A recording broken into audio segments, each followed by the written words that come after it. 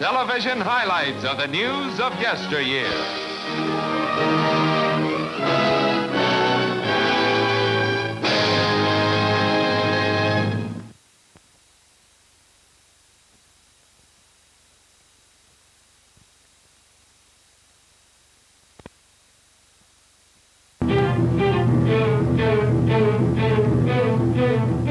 It's 1938, and from heights above Rhine, Nazi soldiers look down upon the steel and concrete band of fortifications known as the Siegfried Line. Not merely one strip of defenses along the river, the Siegfried Line is 30 miles wide, hundreds of miles in length. Whole area is network of trenches, recalling the hard-fought-for battlegrounds of World War I. Blockhouses of steel and mortar command every position of strategic advantage. Guns are ready, set to aim and fire. And while waiting for war, Nazi soldiers broadcast messages of warning to French troops across the Rhine.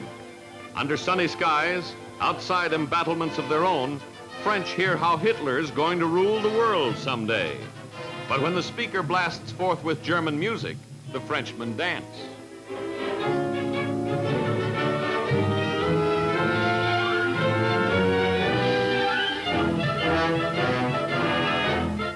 Behind the Siegfried Line, high Nazi officers are proudly shown the impregnability of the Rhineland bulwark. With this as first line of defense, Germany cannot lose. Or so the Nazis think and feel and boast. And so do the Nazi hordes and Hitler's followers believe. Until 1944, when droning bombers bearing insignia of Allied lands filled German skies. And in rain of fiery oil bombs, the Siegfried Line is burned and blistered beyond hope, and its defenders are forced to fall back.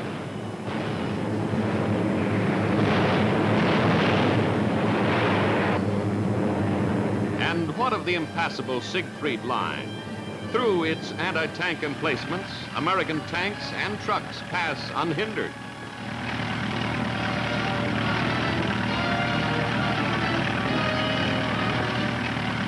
Allied troops pass through the line on foot and are not even fired at, for the Nazi defenders who are not dead have given up.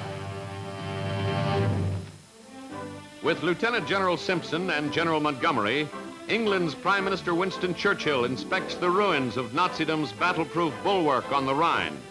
And what he sees is the havoc wrought by Adolf Hitler's hope to rule the earth, the mockery of stationary strength against ingenuity on the move. The grim answer to Germany's question, is there any power on earth that can break the Siegfried Line? Yes, there was such a power. And if the war should come again, there will be no need for a bulwark so flimsy as the Siegfried Line.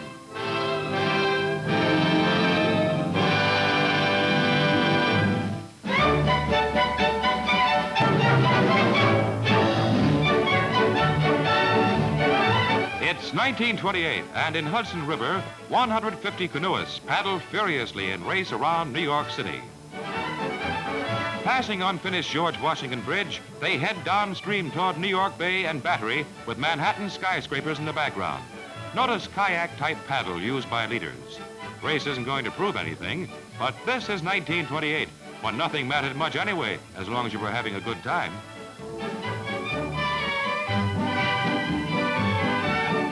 On East River Leg, racers scoot under Brooklyn Bridge, heading northward toward choppy waters and the finish line. It's close race between these two, with 148 others strung out behind them. And here's the finish. And paddler from Yonkers, New York, strokes his way to victory. He's George Corlin.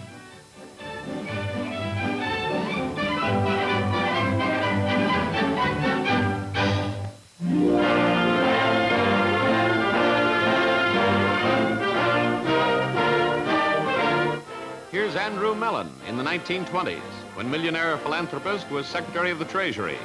Appointed to office in 1921 by Warren Harding, Mellon continued in job under Presidents Coolidge and Hoover, then went abroad as U.S. Ambassador to England.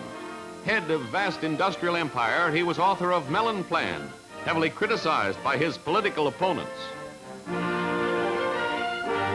It's June 19th, 1922, and famed American swimmers Helen Wainwright left and Aileen Riggin are on way to new glories.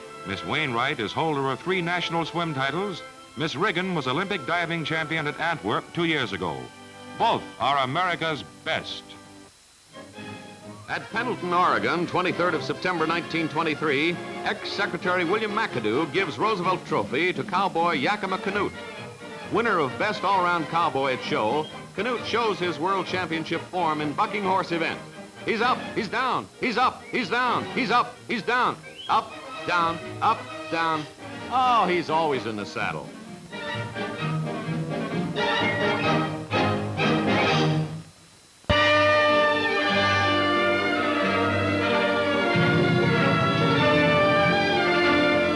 High wind in Hedrick, Indiana.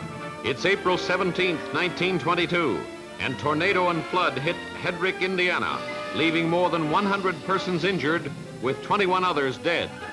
Homes destroyed by lashing winds and made untenable by waters which filled basements, ripped and uprooted foundations. But there's good side to almost everything. That is what's left of Schoolhouse in Hedrick, and here's pupil who won't have to go to school today, or tomorrow either. Well, cheer up, son. It'll be over soon.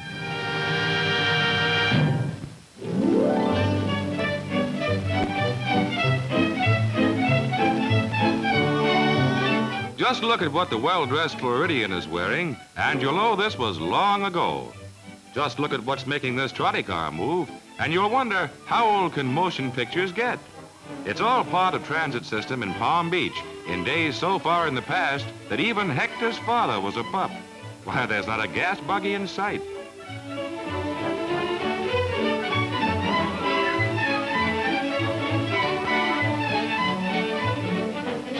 And in the days when the horse still had America's thoroughfares all to himself, Boston was scene of workhorse parade. Here the 4-legged fellows who had to work for their oats show they're just as clever as they are strong.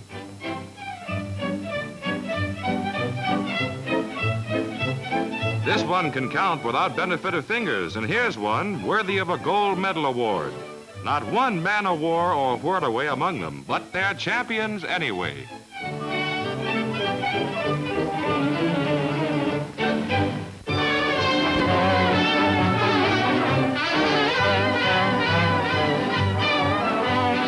It's April 11th, 1928, and after flight from Germany, famed Junkers plane Bremen is poised in Ireland for big Atlantic hop. Backer and member of crew is Baron von Junfeld. With him is Captain Herman Cole, who'll share hours at the control with Commandant James E. Fitzmaurice of the Irish Free State Air Force. At 5:28 in the morning, they take off from Valdemel Flying Field with New York's Mitchell Field as their mark. Seas are rough, weather stormy, and though they're long overdue, crowds jam Mitchell Field to cheer them in, and under foggy skies wait far into the night. Then from Labrador comes word that flyers are down on storm-swept Greenlee Island, the ship badly damaged, but the flyers safe and well. The battered Bremen will fly no more, but in Canada, famed airman Floyd Bennett takes giant tri-motored plane aloft in gallant rescue effort. Taken ill on flight, he returns in grave condition and unable to aid Bremen flyers. In Quebec hospital soon after this, Floyd Bennett dies, a hero of the air. Later rescuers reach the downed crew of the Bremen and fly them to New York. After a day in northern wilds, they've reached their destination in 2 hops and a hitch, but they're heroes just the same. That's not snow over streets of Broadway, but confetti, such as filled the air for Lindy only a year before.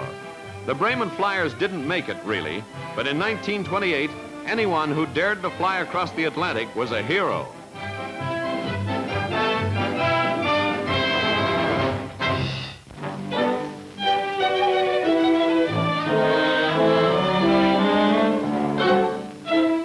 Wedding in Washington. It's 1928, and in nation's capital, one of best-dressed events of the social season is the wedding of Dorothy Crandall to J.J. Payette.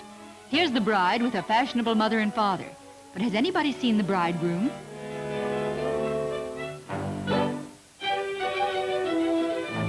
No the spit curl and those earrings. Well, style is style. And here, wearing satin shoes, organdy gowns, and carrying Parisian parasols, are the lovely bridesmaids.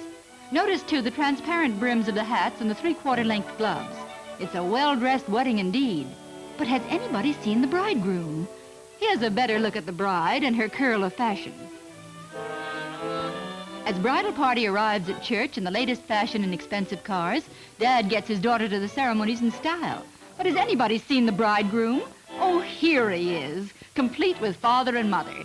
And here he is, kissing his brand new bride.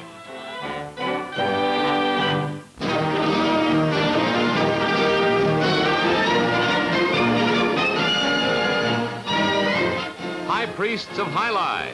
It's 1926 as Chicago gets its first enthusiastic look at cestas and plotos, a fast-moving Spanish game called HALE.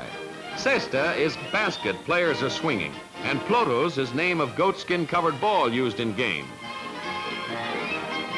One of the most popular sports in Cuba and Mexico, game never caught on in this country, and if ball ever caught player, he'd quit the game.